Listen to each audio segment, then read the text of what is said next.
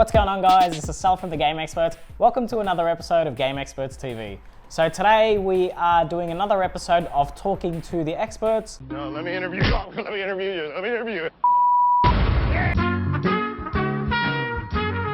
It's not really retro gaming related. It is something really, really cool and retro though. I've got Rob with me here today. Rob is a massive wrestling figure collector. Mainly the retro stuff you collect here, like the really old. So I think there was LJN, Hasbro. I've got some of the Jacks, the old school Jack classic specific. superstars, the old WCW Galoobs. Nice. And yeah, Rob's got an amazing collection. He's got like so much stuff from WWF, WCW, any other like ECW, major friend, ECW. Got a lot of signed figures, got a lot of series. I'm only missing a few of those. But yeah, a lot of WCW figures as well. I've got a few of the elite figures, of the kind of the newish side of figures collecting, but only basically the legends. The guys I personally like, I collect of those. Yeah. I know you collect most of the different franchises, but what were you, WWF or WCW back in the day? WCW. WCW, yes. Don't call this taking hands. We're Satan himself. Hey, man. On TNT 3 hours every weekend. Yeah, it was so good, man. It was actually the 25th anniversary of the NWO. If that doesn't make you feel old, I don't know what will. I know where I was when it was happening. Yeah, oh man. Mainly most of Rob's collection is retro. There's some really, really rare figures like worth so much money. It's so crazy. We've got some for you here today to showcase. But how long have you been collecting for, firstly, Rob? Off and on for probably since high school, so I'd say about 98, 99. Wow, so like what, 20 years? 20, yeah. 15, 20 years? What's that? 20, 22 years now. Nice. But my first wrestling figure was the LJN line back in the 80s when I was very, very young.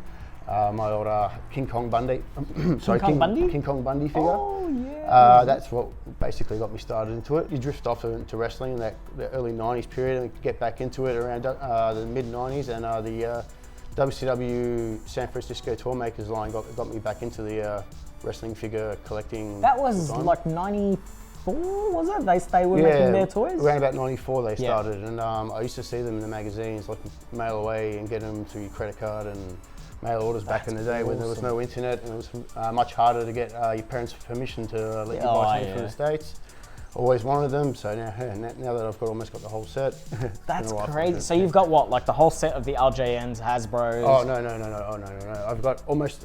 I'm missing a good chunk of LJNs and only 20 Hasbros I need to finish my collection, and a few bits and pieces of the WCW ones here and there, but they're pretty hard to get because I remember as you were saying, like you had to get them from the States. We didn't really get much wrestling figures, from that era anyway. We get all the new stuff like the elite stuff and stuff like that, but the old stuff never really came to Australia. It's so hard to find here. Especially during the mid 90s when wrestling had that downturn period. Didn't really see much of wrestling figures in the stores, and the ones that we did didn't really know the characters because there was no WWF on our television, so...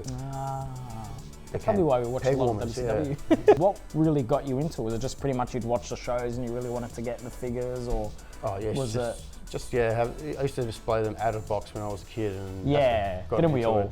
I've ripped open like so many Sting figures back in the day, like with regret now. Yeah, with regret, because they're worth so much money, but things you do when you're young, I guess. Yeah, exactly. But look, thankfully Rob has brought some of like 3 of his best pieces with him here today to showcase to you all. But look, I won't hold you up. I'll get right into it. Let's start with number 1, show and tell time. Yeah, let's have a look at number 1. Okay, this is not more about what started it all, other than value.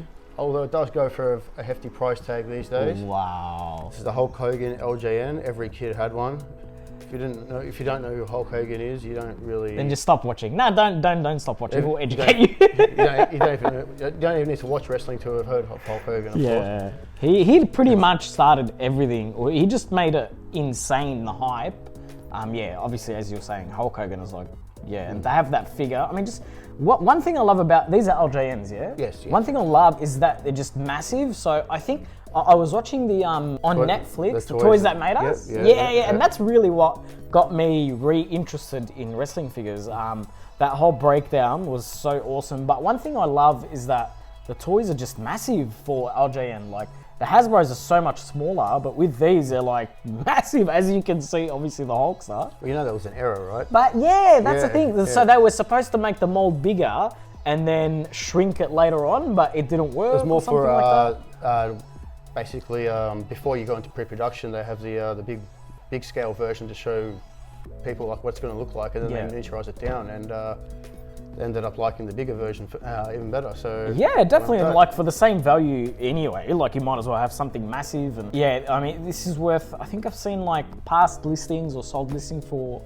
like about 1,000 AUD, and this is only the first one, so we've got 2 other amazing figures. So it's not really the most amazing condition one, but I did have to have at least have a Hulk Hogan in my collection. 100%.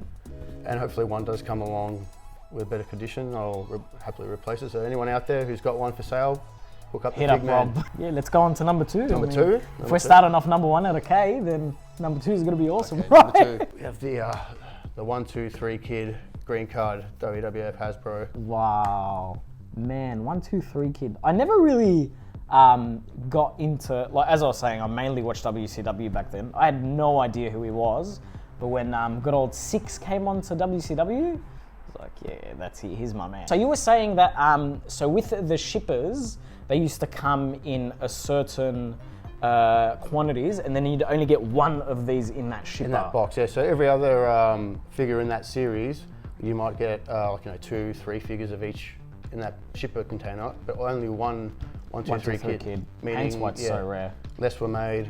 Now the rarity and now prices have just gone up through the roof. It's crazy. Changing every day. We're having a look, and I think sold listings were at about 3,000 AUD, 2.5, 3, well, $1,500 US. So yeah, insane. Like really, really cool figure, and mint on card, guys. Never been opened. And another little small fact about this this figure, it is the no eyebrows 1, 2, 3 kid. Legend goes they got drunk the night before the photo shoots they do for the next 6 months worth of photos and promos and all that. Yeah. And Mr. Perfect Kurt Hennig decided to shave 1, 2, 3 kid's eyebrows off when he passed out. And wow! And then he had the photo shoot for the figure the next day. Yeah, and that same photo will be used in your promotional posters, video covers, maybe back in the day, etc. It's not like how it is now, where they take like multiple photos every day. You know what I mean? So man, what a bastard, Kurt Hennig. It kind of stuck with him for a long time. The poor bloke. Another amazing figure. Let's have a look at number 3. This one is going to blow your mind. You'll be seeing polka dots. Tell everyone what this is. I mean, I know what it is, and I'm... It is the Dusty Rhodes, the American Dream WWF Hasbro figure. Crazy. Back in the day, it was a peg warmer. Not many people, so I've been told, not many people would chose the Dusty figure. But like the 1, 2, 3 kid, I think the story goes that it is a rare, heavily supplied as the other figures in the series. Hence the rarity. But the prices on this figure have just gone insane. Just in the past couple of months. What do you reckon it is? I mean, obviously COVID's put everything out of whack for collecting, but is it? Have they become harder to get? Have they been more open, do you reckon? Or because I was having a look at sold listings for the actual figure itself, 200 AUD, 300 AUD, you can get one, no problem. But mint on card, as Rob has here, the last one that sold was for like 6,000 or 7,000 Australian dollars. So there's a massive price difference. But yeah, what do you reckon? Is it just why figure collecting's just taken off? Well, yeah. Why they just suddenly appreciated? Because a couple of years ago they weren't really worth as much as this. But it's just insane now. If you want to start collecting, it's just so hard. Well, like I said, I've been collecting probably not full time, but yeah, I've been collecting for a long time, since '98, and they have been climbing up every year. But like in the past, say 3-4 years, it's just tenfold. It's been climbing up, and I think it's because of the Major Figure Wrestling podcast, or the Zack Ryder and Hawkins. They've really glorified the whole wrestling figure community, and now everyone's a collector. That actually made that. After I watched the Netflix documentary, that was the first thing I went on to, because I just went to wrestling figures, you know, hunting, whatever, and then major wrestling podcast. It's awesome, but yeah, it put the prices way out of whack. It did, yeah, it did. It is good on one hand to see other people getting involved and, you know, making friends and joining communities definitely. and stuff, but it is becoming real expensive. Similar to like Pokemon after the whole Logan Paul hype. Again, so many amazing collectors have caught on and starting to collect, but yeah, the prices are just insane. So as you can see, all of the amazing you know, figures in Rob's collection from various different franchises. Like, yeah, you got even, I remember you showed me a photo of, there was a Hall and Nash 2-pack that, or a double pack that was supposed to be released by WWF, but they didn't, or they released it limitedly, and because they shifted onto WCW. Yeah, I think that was the Jack's, I think it's the Bone Crunchers line. Yeah. Hall and Nash 2-pack. Crazy. I can't remember how the story went, but I think it got released and then they pulled it from the shelves because they jump shipped to WCW, and they only released it in the international market. So I think the bulk of them went to Canada. Okay. So that did affect the price a bit, and they are going up and up every year as well. Insane. And there's so many awesome WCW figures in his collection as well, like this, you know, Sting and all that. Yeah, your collection really blows my mind, man. Thanks, mate. Again, Rob, thanks so much for coming in, man. Thanks for having me. Bringing in these awesome figures. Rob was saying he's got an Instagram, like newly made one, where he's showcasing all of his amazing figures. What was it, Figman? Yeah, the Figman or Fig_man 5000. Check me out on Instagram. He posts up some awesome content of all of his figures. There'll be I'm sure you'll see some in the footage here, but yeah, he goes in depth and really, really cool figures. I know it must have been hard choosing just 3 figures to bring in if I could here bring the whole room, I would. Yeah. But yeah, look, make sure you check out his Instagram, and yeah, look, Rob, thanks again for coming, man. Thank you, guys. Thanks again for watching, guys, and yeah, look, check out Rob on his Instagram, and we'll see you in the next video. Don't forget to like and subscribe.